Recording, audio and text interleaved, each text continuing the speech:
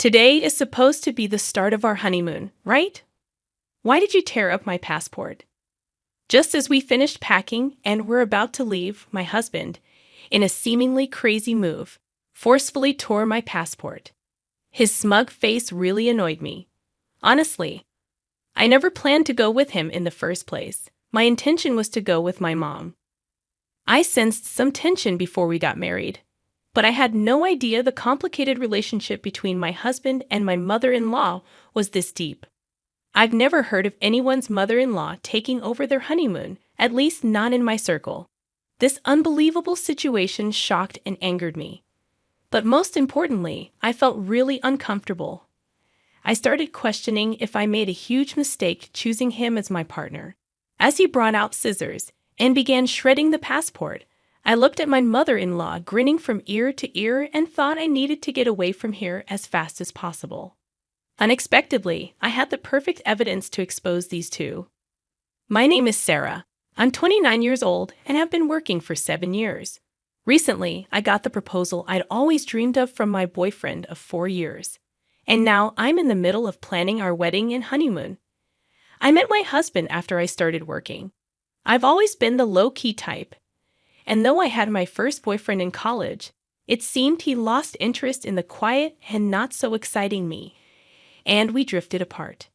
Years passed without me dating anyone seriously until I started working.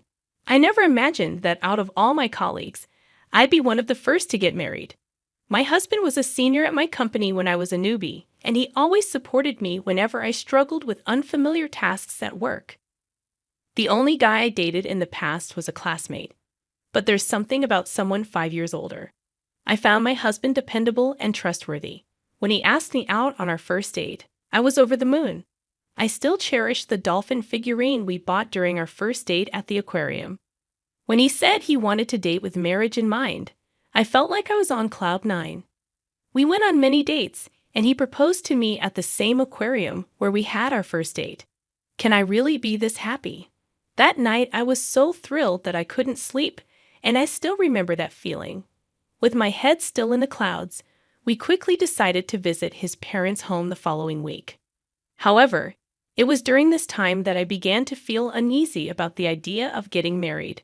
My father-in-law was very kind, but my mother-in-law seemed to disapprove of me. Hearing her say, "You could have married someone more outstanding than this plain girl," at our first meeting filled me with doubt and anxiety about our future life together. But I told myself that pre-wedding jitters are normal, right? So, I pretended that everything was fine and continued with the wedding preparations.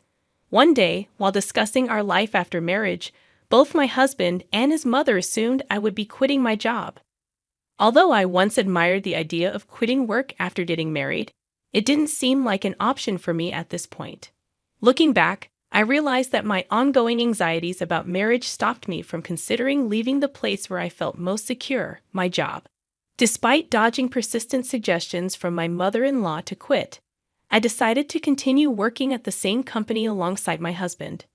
During our wedding preparations, we disagreed on the timing of our official marriage registration. He wanted to formalize things sooner, and in the end, we decided to respect his wishes and registered shortly after. The procedure felt mundane, but realizing that we were now officially married brought me immense happiness. We initially discussed having a small, intimate wedding, but it seems my husband mentioned this to his mother, and she called the next day. "You know, Edward's wedding, and you're talking about having a small, intimate ceremony. Please don't just say whatever you want. The wedding needs to be grand. I'll make sure it's fitting for Edward. By the way, please keep your guest list minimal, just your parents and close friends. Your friends are probably just as dull, right? They'd make the wedding feel so gloomy and ruin everything." I found myself bombarded with opinions about the venue and the guest list. It was infuriating that she felt she had the right to dictate so much. Despite having a lot to say, I convinced myself that maybe this is just how weddings go and decided to invite only my parents and close friends, as my mother-in-law wanted. However, my mother-in-law's interference didn't stop at the guest list. She had opinions about the program, entertainment, decorations, and food. Following her suggestions would push us way over budget. Initially, Edward's family had agreed to cover half of the wedding costs, but somehow that changed, and now it was, weddings are for the bride, leaving us significantly over budget. I had to cover all the additional expenses she wanted, so the wedding turned into a lavish affair, quite the opposite of the simple ceremony I had envisioned. I tried to make some cost-saving changes without her knowledge, but she scolded me, claiming, "It looks cheap because you didn't do as I told you." I thought I would finally get some distance from her after the wedding, but my husband did something unimaginable. Despite my frustration with her interference in the wedding, and despite my desire to keep my distance from her, my husband insisted we live with her. Our new place, for which we had already signed a lease, was canceled without my knowledge. All my belongings intended for that place were redirected to my husband's family home. I was speechless, shocked by how everything had been decided without consulting me. I had handled all the wedding planning, and even when I warned Edward that meeting all of her requests would exceed our budget, he ignored me. The anxiety I had before the ceremony only intensified after our wedding.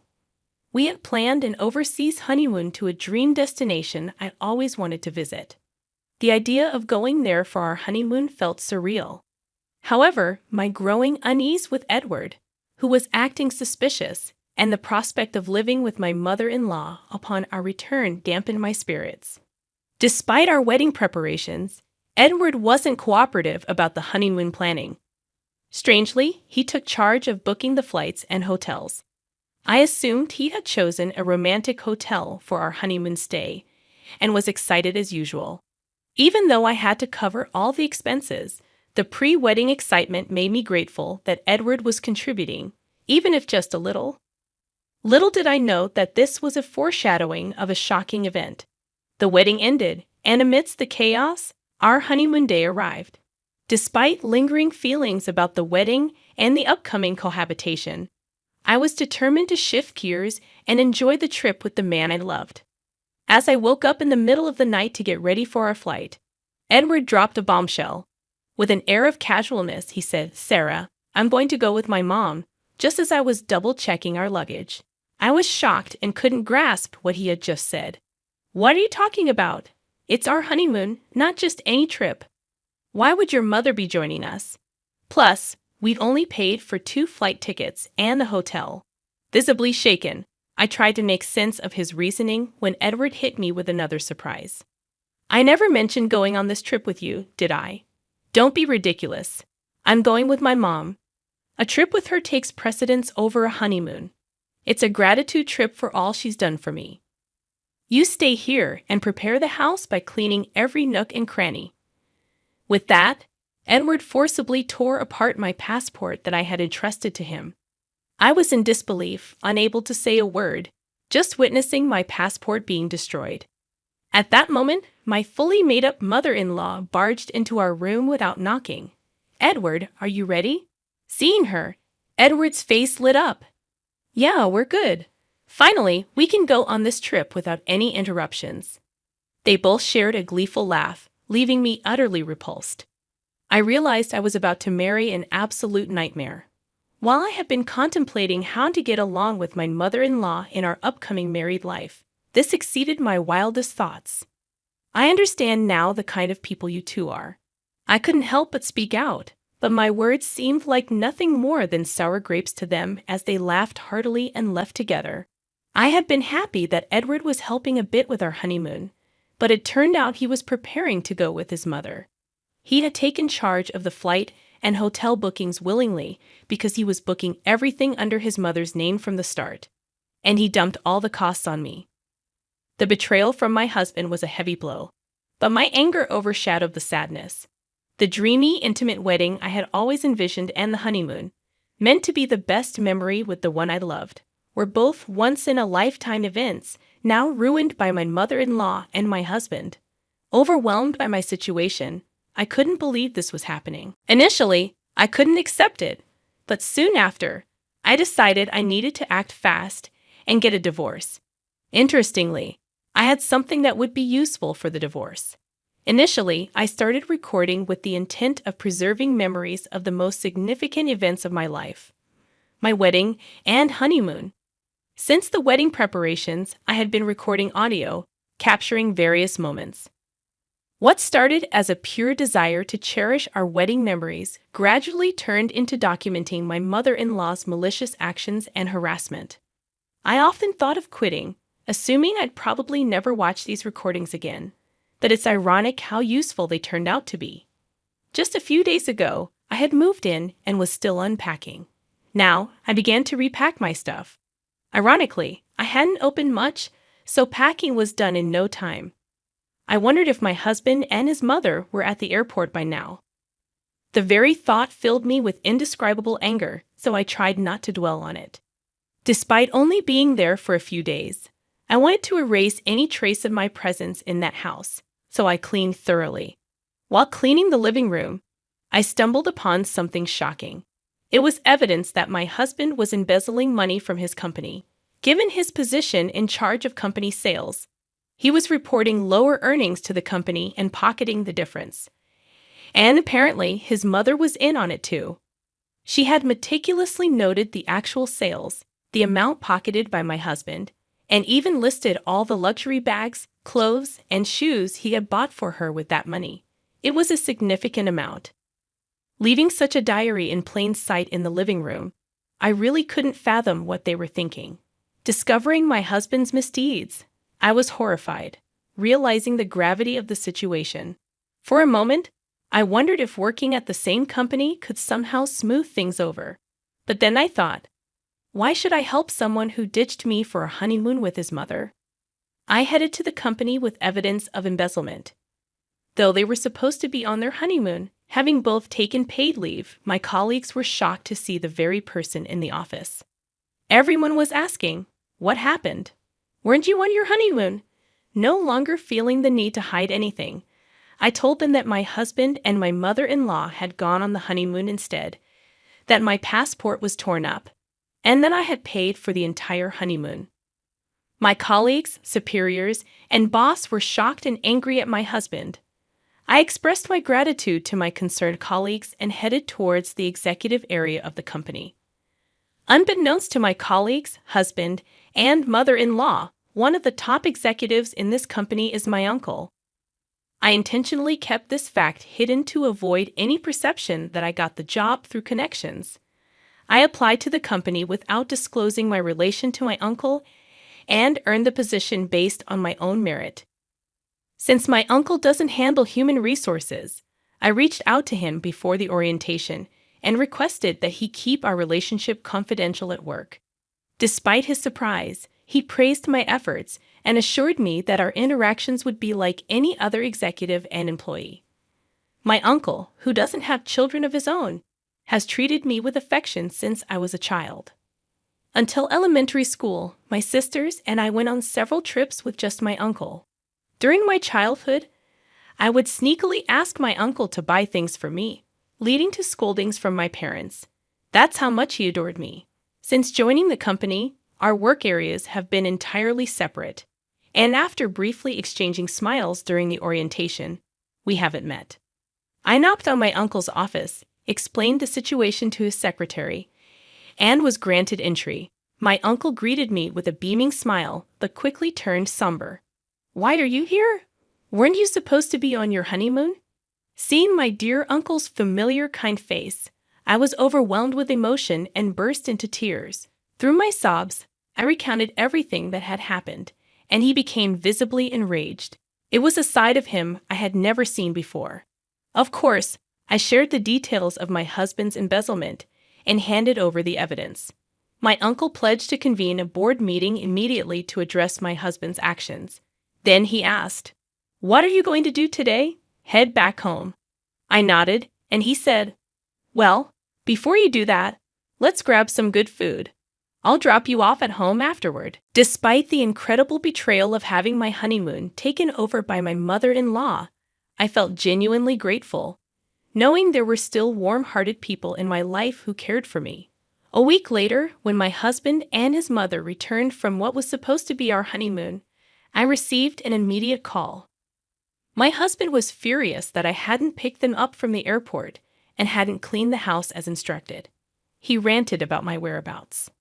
I already had a top-notch divorce lawyer recommended by my uncle and parents, and the process was in motion. Without giving my husband a chance to speak, I said, "You two sure are loud and annoying. I don't want to hear your voices anymore. Why would I pick up someone I'm going to divorce, and why would I follow your silly orders to clean?" He was momentarily speechless but soon resumed his ranting. "Do you think it's okay for you to say such things? I did you a favor by marrying you.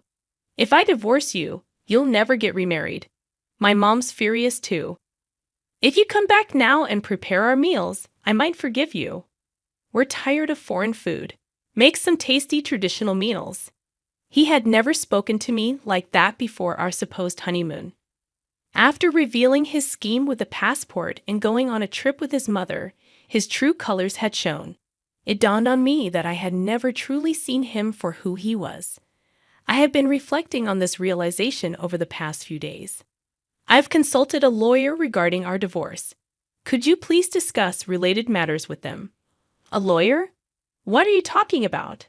I'm not getting a divorce. I could hear his mother in the background shouting for him to hand her the phone, calling me names.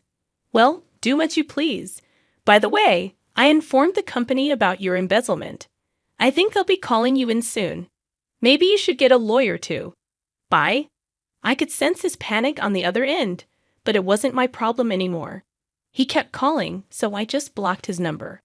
My uncle was aware of our honeymoon dates, so right after our call, the company summoned my husband using the evidence I provided.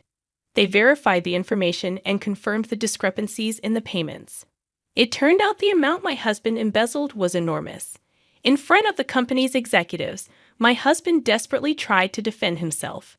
He fabricated a story claiming I was the real embezzler, and he had tried to stop me. At that point, my uncle couldn't hold back and shouted, "My niece would never do such a thing. We've confirmed that you and your mother committed the embezzlement. You're lucky we haven't involved the police yet." Realizing the jig was up and that I was related to senior management, my husband looked as if he had lost his soul. That day, I went to the company to return the wedding gifts to my colleagues since our marriage had ended so soon after the wedding. Everyone refused, saying they had given them as a token of their blessings. While I was surrounded by this warmth, my ridiculous husband approached. "Why didn't you tell me you were related to the top brass?" "I'm sorry, really. Can we start over?" "Can you ask your uncle to keep me in the company and make the embezzlement go away?" Disgusted, I replied. "Do you even understand what you're saying? Are you okay in the head? Divorce is the only option now. Reflect on your actions and face the consequences." Having said that, I pushed him away, but he must not have had anywhere else to turn. He clung on desperately. Watching this, my colleagues called security, who dragged him away. He was fired immediately. Regarding the embezzlement, it seems the company is seeking damages from my husband. After finding out about the whole situation, my mother-in-law repeatedly tried to contact my family. However, once she consulted my sensible father-in-law, the calls stopped. I had always wondered why my sensible father-in-law had even allowed our honeymoon in the first place. But when he later came to apologize, admitting his mistake, I understood. After hearing his side, he had believed my mother-in-law was going on a domestic trip with her friends. He was looking forward to a week without my nagging mother-in-law, who was always badgering him about shopping and wanting to dine out, thinking it would be like a little slice of heaven. Then I came home. After hearing about the ridiculous actions of those two, my father-in-law agreed I should return to my parents' home and even helped me pack. At the time, our emotions were high, and without discussing much else, I just went back to my family home. Knowing how genuine, kind, and rational my father-in-law is, I'm sure he would have stopped all this if he had known. He was the only reasonable person I could trust in that house. Although I was the victim, the thought that my honeymoon had been hijacked by my mother-in-law was incredibly embarrassing. I contemplated resigning from my job, and my parents suggested taking a break from work for a while.